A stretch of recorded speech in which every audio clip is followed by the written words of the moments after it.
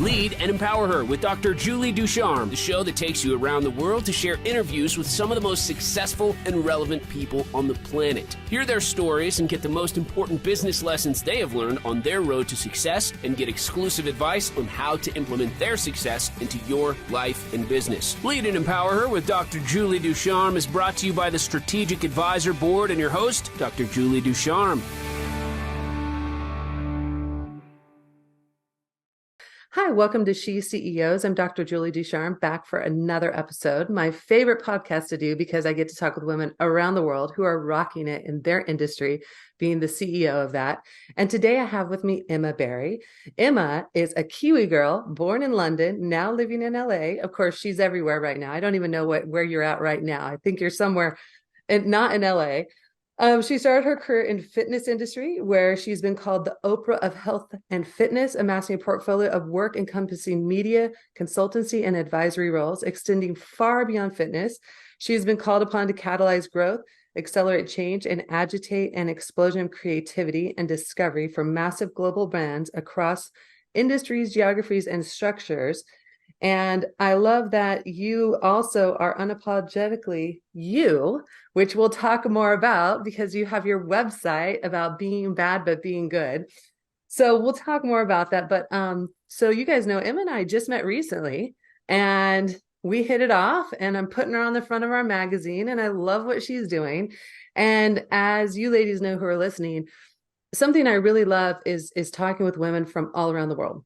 And Emmy, you've been all over the world. You've been in London. I think you're in New Zealand right now. Are you in New Zealand right now? I am. I'm actually standing in my nan's laundry in New Zealand. I've been down here for a couple of months, first time in 4 years. So this is one of my many homes around the world, but delighted to be with you today.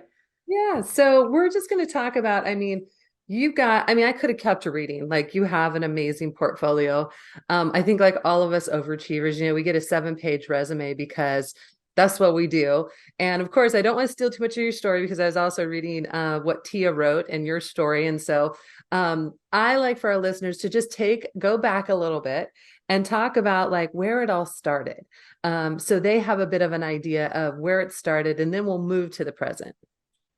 Oh, look, thanks for having me on. And hi, listeners. It's just love this network, and I love that we've become fast friends, Julie. It's just, it's amazing. So really, I was born in London and brought up in New Zealand, and currently live in Los Angeles. So I do blame my parents. I think they probably instilled the travel bug in me, and I somehow landed in between those two hometowns of mine. So really, I was going to become New Zealand's leading defence lawyer. That didn't work out, and that was probably the first catastrophe in my life. But I did find my way to the fitness industry, where I've sort of devoted sort of 30 years of my corporate life, I guess, working with a giant in fitness, Les Mills, for 25 years. So that also took me around the world. I was one of the first 5 international master trainers. So throughout our process, we're now in over 100 countries. So there was a lot of travel. And I was in the bad old pioneering days. So we had the backpack, we were in the shitty seats on the plane, staying in the 2-star hotels. But you wouldn't trade those days for the world, right? Like, there was a lot of alcohol. We were doing all the things.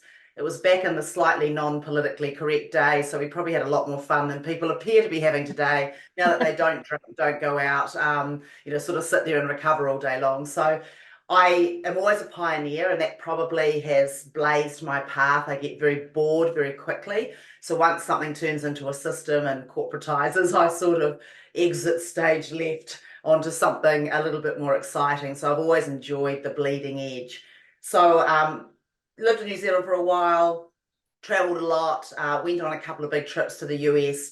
And then on one, when we returned to New Zealand, we decided to apply for green cards. And we won those as a family, which is a thing in the diversity lottery. And we've just sort of spent the last, or just 10 years exactly, almost to the day, that we've lived in California, which was a great idea at the time, and we've loved it. But it's been the hardest thing we've done. It's been fun. It's been awesome. It's been awful. No one warns you. When you live in New Zealand, you pay your taxes and then pretty much everything's provided. Your schooling's covered, your health is covered, everyone's pretty nice. Some people even leave their doors unlocked, all of these things. You move to the States and it's a slightly bigger beast. I love the US because I love roughing it up in a bigger pond where I'm almost drowning. but Yeah. I'm learning those lessons of life super fast. So here we are, 10 years in. My whole life has really been in group fitness. And then more recently, in the last decade, I've spun more to luxury lifestyle. So I had the great pleasure of working for Les Mills, for Equinox, for a huge, big HVLP, high volume, low price chain, the fastest growing one in Europe in basic fit. So just have sort of been all over the category and spent a lot of time in the fitness technology space and the eventing space for health, fitness, and technology. So still managed to get around the world, still managed to meet a lot of people. So I'd say I'm really good at connecting people and then catalyzing. So I like to sort of put the energy and the passion and also remind people in businesses of their awesome source, like what they're great at. I help people remind them about their purpose and then their passion for doing what they do. So I'll often be sort of the little spark in the room that just gets people sort of heading in the right direction. I hate having the same conversation twice. So that's the only thing I will say to anyone who's going to work with me. Well, I love that. And gosh, if we're in a room together, it's going to be like blazing. So we're going to have to tell people like, bring the fire extinguishers. We're both coming together. Yeah. But I love that. And I think that's why we hit it off because, like you, I have a passion. Obviously, I did more of the sports side at first, and then moved into business. But just as you were talking about living in California, because I live here in Coronado, which is not the most expensive place in California, but it's definitely up there. And we love it. Like you said, we love living on the water and on the beaches, and we love it. But at the same time, yeah, we have to work really hard to maintain that. And you're right. It's so different. I've gotten a chance to, you probably traveled much more of the world than I have, but the parts I have gotten to, just the difference in the culture. California is almost like its own country. Right. Like compared to the other states. So I get that.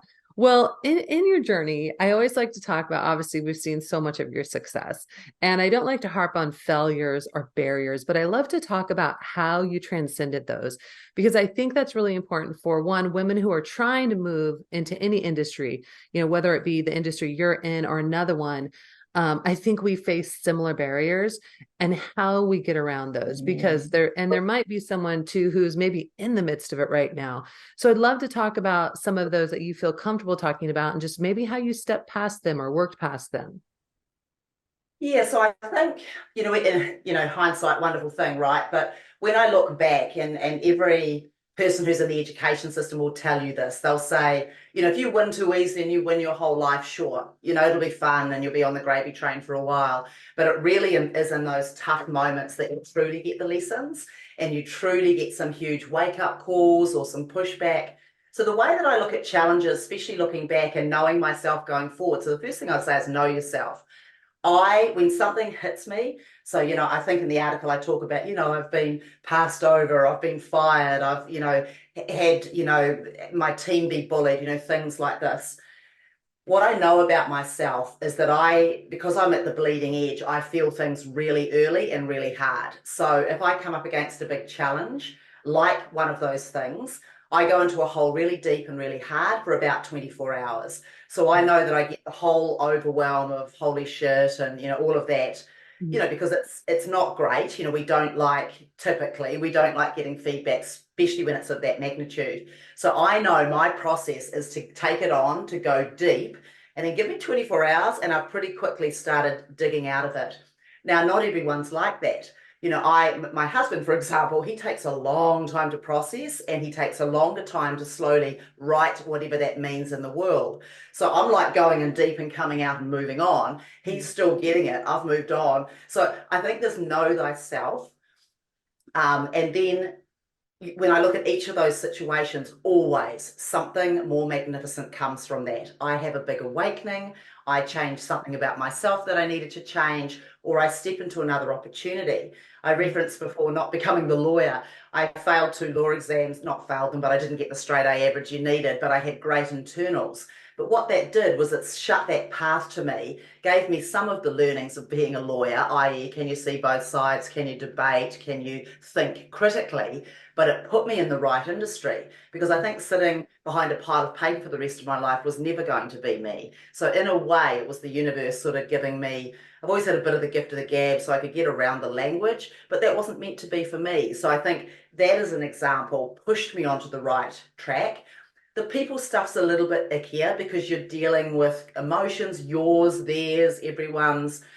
And I think having spent over 10 years, 15 years in HR and a lot of the people and culture stuff, having been a master trainer where you're on the road coaching people into their greatness, I don't underestimate the power of personal development, done NLP, done forum, done all the things through the years, whatever was cool at the time, done everything from Anthony Robbins to personal coaches to masterminds, all the things that I know people on this podcast do. It really catches up with you, because sometimes when I catch up with friends, love them, love everybody, no judgment, but you're still talking to that little 7-year-old girl, or you're still talking to that little 7-year-old boy, and you acknowledge it and you're lovely and you have that relationship, but you're just also like, oh, okay, you're back there and you never moved on. So I think that's the greatest thing. And anyone who's in a leadership position has had to develop these skills. We've had a pandemic, we've got, an edge of recessions, all of these things. You just can't survive unless you're feeding self. So I think always be personal development, and you'll know the teacher always appears. There's always a coach or a mastermind you want to join. I always pick up that rock and go for it. So I've always got something going, a mastermind, a group, coaching, always have something going, and that will just shift over time, depending on whether I'm shifting into a new job or out of it. So know thyself, use the tools, but also know that in those toughest times, you will survive and you'll get the biggest step up into the next, whatever that is. And I think the hardest thing's not knowing. So it's having a bit of trust, whatever your spirituality, whatever your energetic connection is with your journey, there's only so many things you can control, right? So just let it be. It's going to be fine. Yeah. Excuse me. I love hearing that, because I like to say I'm an adaptable leader. Especially over the last 10 years, you talk about like going deep and getting over something. And part of my story, I talk about at a young age, I had been told some really rough things about succeeding, that I couldn't succeed. And I really held on to that for the first 10 years. I would say, I was saying 29 or 30, and it was always in the back of my mind. And I always say, I think this is why I have, 7 or 8 page resume, because I was just like, oh, I'm going to prove that person right. And the person who said to me could care less about me. They didn't care about me. And why did I care about them when I had so many friends and family members saying the opposite? But then I learned that I had to be adaptive. Like you, I had to take it in, shake it off, and then move forward, or I was never going to be successful in the industry I was in. I had to have thick skin. And it's funny because I learned having thick skin as an athlete, right? You don't cry on the court, you play, you suck it up, you adapt, you do it. And I attribute sports to really creating me as the leader I am today. But still, it's that rough part. I really wanted people to like me. And it bothered me when people didn't like me. And then I had to realize one day, like, it's not me, it's them. It could be someone else. And so I like when you talk about, like, you take it in, you figure it out, and then you're like, okay, let's go, and I think 24 hours is a great period of time. Your husband sounds similar to mine. My husband has to process it for a while. And oftentimes I'll be like, are you still thinking on that? Like, dude, get over that. And then he'll be like, you're so mean. And I'm like, no, it's just not worth the time anymore. But I try and be respectful, because everyone has a different processing time. And mine took time to figure out. When I was young, everything bothered me. Why is this person not like me? Now in my older years, I'm like, okay, whatever. You said you don't like me. I don't care. But I love that you say that, because it's true. I mean, I think that if you want to be on top, if you want to be successful, as you mentioned, we have to take it in stride. All right. If everything like levels us, we're never going to go. And I think that's the difference between the people who make it up there and get to the top and the people who don't. I'm sure you've had incredibly mean things said to you. I'm sure you've been stabbed in the back. I'm sure you've been overlooked for positions that you should have had, just like many of us had, but you took it in stride. And, you look back now and like you said, you'd never change, right? Like those times, right? We look back at those times, we're like, oh my God, I was like so young. I was so stupid. Oh, I can't believe I did that. Thank God there wasn't internet back then. I say that a lot about Oh, oh, can you imagine? Oh my goodness. no, Yeah, would have been thank listening God. over and over. Yeah. Yeah, yeah. Thank God there was no cell phones and not really much of an internet, right? But I love that because I mean, as young women are listening to us, right? I remember I had to build my skin up. There were some pretty devastating things like you mentioned, and I had to have another woman say to me, listen, you just got to get over it and you got to move forward. So I love that. What are some tips? And you did give some tips right now, but obviously maybe tips for women who are thinking, I want to move into a higher level job. I want to be a CEO. Can you offer some general tips for women who are wanting to just move into that type of world? Yes, for sure. So it's about, the five people. I mean, it's a little bit of that. You have to change the circle of influence that you're in. And also, I would always say if it's a new area and you know that it's a big step up and you know that there will be gaps, is I would definitely be finding a mentor who kills that category, who could just help accelerate things. I would go on a listening tour. There's a whole bunch of stuff that you can just learn by listening. So if you're stepping from a fairly senior role into a leadership role, or maybe you're changing companies or something like that, I would very quickly, I always believe there's at least 1 to 3 people that you could ring now to get you off this area of, I don't know what I'm doing, or I'm feeling a little bit stuck, or I need to step up. There must be someone you can call to actually help you towards that journey. So I would immediately do that, because I think the fastest way to get there is someone who has done it before, and maybe several times, and they're able to show you the ropes. Because here's the big dirty secret: no one has it all sorted. Every CEO in the world, every person, we're all just human. We cannot have mastered all the things and be amazing at all the things. No one is liked by everybody. Everyone has a style. It rubs up against other styles. You're just never gonna, you have people that are well liked. You have people that are very good at being out there. Some of the best leaders are actually the quiet, unassuming ones that are in the background, but just guiding things. So I would say get a mentor, change your group. You have to join, like, the fastest way to understand the art of what you're doing is a mastermind of people doing what you're doing. But then I would also get someone who can keep stretching you from maybe a little bit outside your lane, because that's where the personal development and things like that comes in.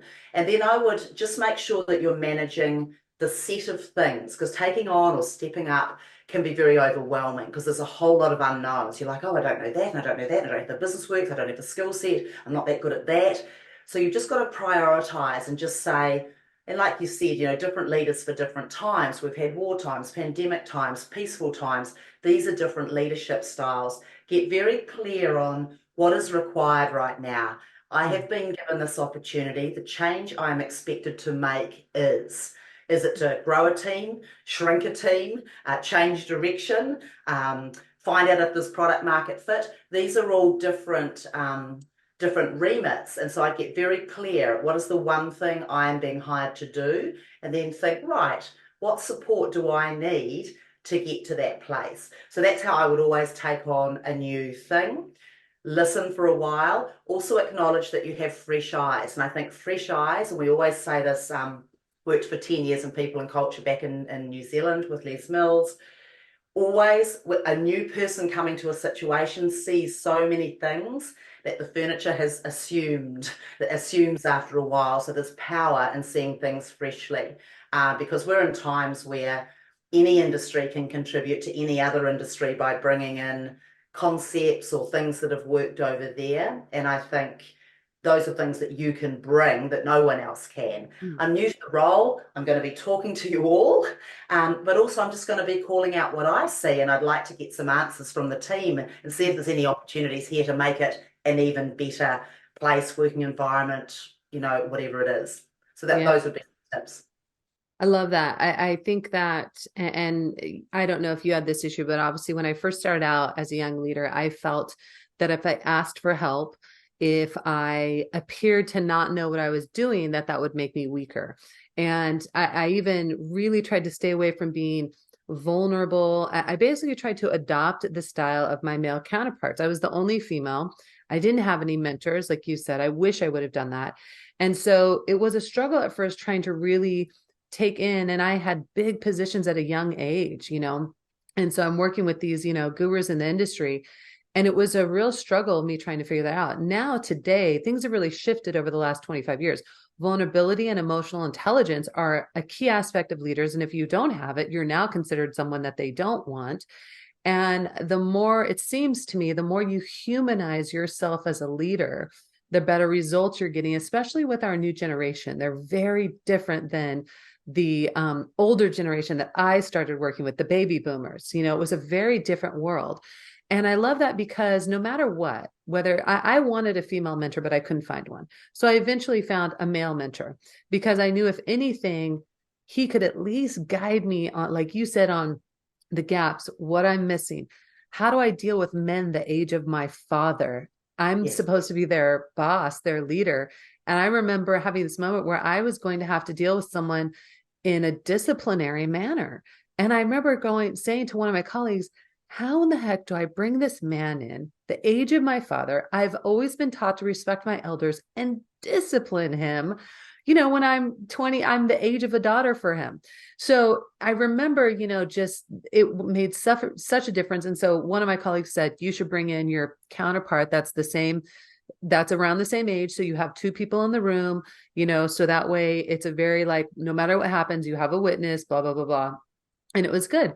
But like you said, I think that coming from that generation, I was first trained, don't be vulnerable, be like a guy, don't show emotional intelligence, don't act like a woman. And of course, as you probably know, you've seen my pictures. I'm now in pink tutus and, you're in leopard print and we're like, dude, screw this.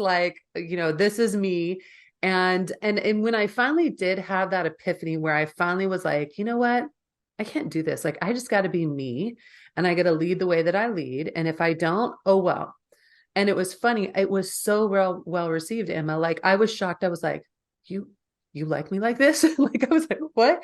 And it was refreshing to them, not because my leadership was better than my male counterparts. It was different and it had a different perspective and I could help bring in new innovative ideas and just a different mind. And so I love what you're saying because it's so true. We need the mentors, we need the perspective. We need to say, like you said, hey, I want to, talk to team. What's going on? What do you guys love? I mean, it's such good advice. We always tell women that they need to get a seat at the table, right? But do we ever tell them how to get to that seat at the table? And when they're at the table, what do they do? Right? Because I remember I got my seat and I was like, what do I do now? And I was reading books and everything I could to just educate myself. But 25 years ago, there weren't a lot of women out there writing books about it. People like Sharon Lecter, I think she just turned 70. And I know Sharon, and she's a guru in the industry of obviously finance and those areas. But I remember I interviewed her and she was like, listen, there was none of this equal stuff or anything like that. She's like, you just had to do it, grind, get to the table, fight for your spot. There was no books. There was no nothing.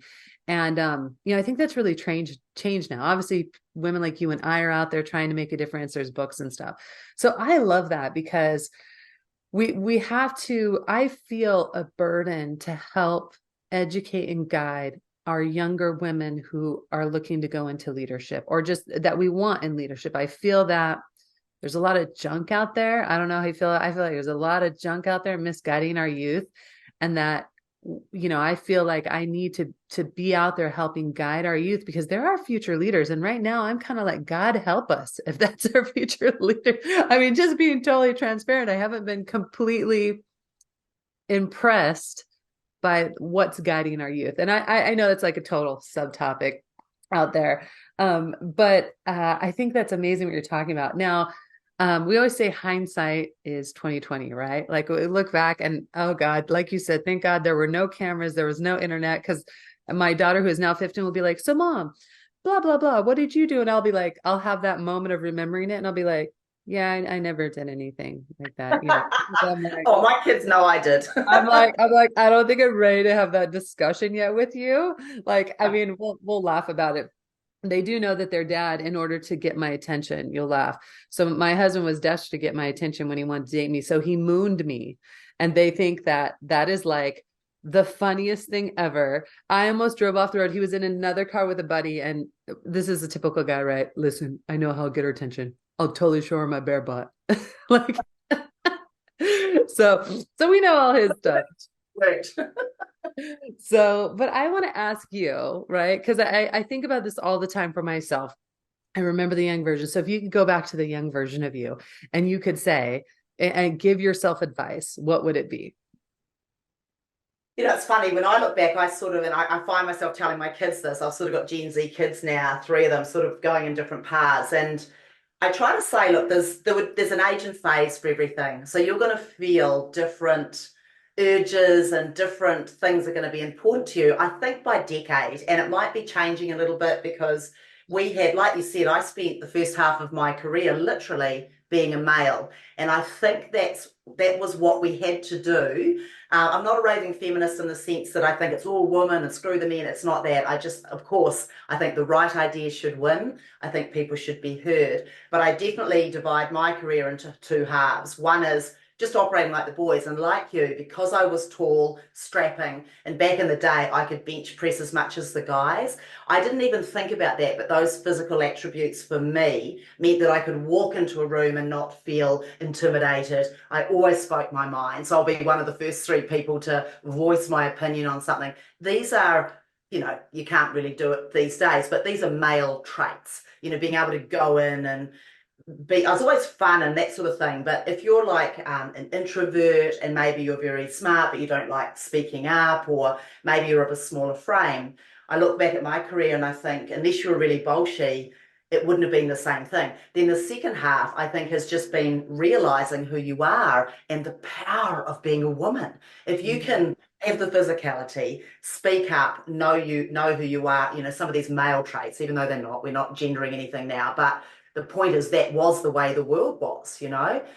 And then just really trying to find yourself and realizing if you can take the stage and be a little bit sassy and use all your EQ and still be powerful and tell a story, holy shit, like that power, right? But it's only really coming in now. I mean, look at some of the political leaders around the world, these beautiful young women who are just coming up and leading countries at 30 something. So you're beginning to see that sort of leadership come through. So I would tell my younger self the same thing I tell my kids. There will be an age and phase for everything. When expect your 20s to be a shit show. You don't know what you're going to be doing with the rest of your life. Just enjoy trying some stuff. It's going to feel confusing, but cut yourself some slack. You know, I tell them, you know, in my life, I was probably going to have 13 zigzags in my career. In your life, you're going to have at least 30. So, you know, just talking to my daughter the other day in tears, I don't really know if I'm doing the right degree at college, blah, blah, blah. I'm like, babe, chill. This is not going to define you for the rest of your life. Get some skills, dedicate yourself, see something out, and then see if it fits you. You are just an experiment. And I don't mean just, I mean just experiment. There's going to be change. And just apply, you know, do I have a passion for this? Do I not have a passion for this? So that's your 20s. 30s, you're going to start probably getting quite good at something. Really good at something, usually. And then by 40, you could have, if you've dedicated a bit of time, you're going to be nailing something, you know.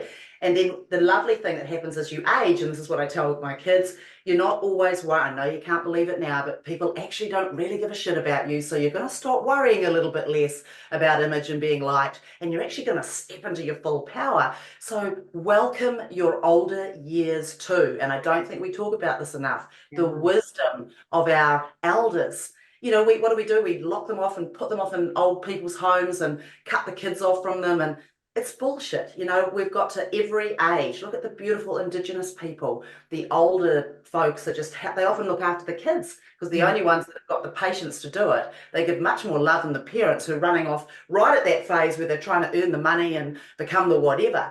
So age and phase, enjoy it all. Life is messy. And the hardest bits are going to be the biggest bits that you turn up and you get gold from.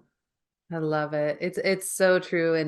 And yeah, I my favorite people are actually the old ladies wearing like all the gold hats and the glitter shoes. And they're like, I don't care. And they just roll in. They're like, listen, I don't care. And I love that. And I've kind of I want to say I've gotten to that point in my life where I'm like, listen, I've had my midlife crisis. I've had my like, find my authentic path, like you said. And I tell people the same thing. I go, listen, what you want at 20 is going to be so different at 25 and 30 and 35. And like you said, such great advice. Like you just got to roll with it. I keep telling my daughter, who is a major overachiever, she's like, oh, well, what if I do this? I go, honey, just do it. The worst thing that happens, it doesn't work out. The best thing it does. But, you know, I keep telling her, like, nobody cares if you get a B in algebra. Nobody cares. And she's like, but I care. And I'm like, okay, well, that's the only person who cares. No one is going to look at your transcripts and go, well, I see you got to be in algebra. I don't think we can hire you, you know, but it's so hard for the youth to see that, you know, in that. So I love that. Now, before we go, are there any cool things going on? I want to make sure that people know where to connect. We'll obviously put all the links in, but any new events, books, anything coming up that we should tell our listeners about? Yes, absolutely. So I am at some of the bigger health, fitness and technology events this year. So we actually got Connected Health and Fitness coming up in Los Angeles in February, which will be fantastic. I'm heading over to FIBO in Germany, Performex in London. So if anything resonates around what I'm saying or what I do, I'd love to connect with you. I love catching up with just go-getters, and I don't care, eclectic, adjacent industries. I'm in health, wellness, fitness, technology, but I just love meeting women, and you'd be surprised. I usually find a way of connecting people, even though it might be very disparate industry. So got a lot of things coming up. Trouble Global, I'm working with some of the top brands around the world right now. So just anyone who needs a real kick up the butt in the luxury lifestyle space, like to go fast, creating things that perhaps have a fitness or a technology element. And I can't wait to meet you in person. I know that you've got an event coming up. I hope that we can get together at that thing. And you just check out my website. If anything piques your interest, reach out. I love to chat, even if it's just a quick Zoom, just to see what's going on and see if I can help in any way. But thank you so much for the guest and for the cover as well. Amazing magazine, an amazing network that you have built. Thank you. Well, and for those of you listening, the February magazine coming out will have Emma on it and even more of her story, plus a lot of other amazing stories of women out there, great tips too. So I'm excited for that. Our first issue out, we had over 5,000 readers. So we're really excited how it's growing. And please make sure you guys subscribe and also share this podcast too to any other women out there who are feeling it. You can share it with the dudes too. We share with the guys too, like you, Emma. I love our male counterparts, and we have a lot of supporters in that too. So thank you so much for being on the show. And as I always say, live, love, laugh, and always be your authentic self. Thanks for listening to Lead and Empower Her with your host, Dr. Julie Ducharme. Please leave your feedback and visit strategicadvisorboard.com to get the latest and greatest business advisement on the planet. Follow us on social media for updates, and we'll see you on the next episode.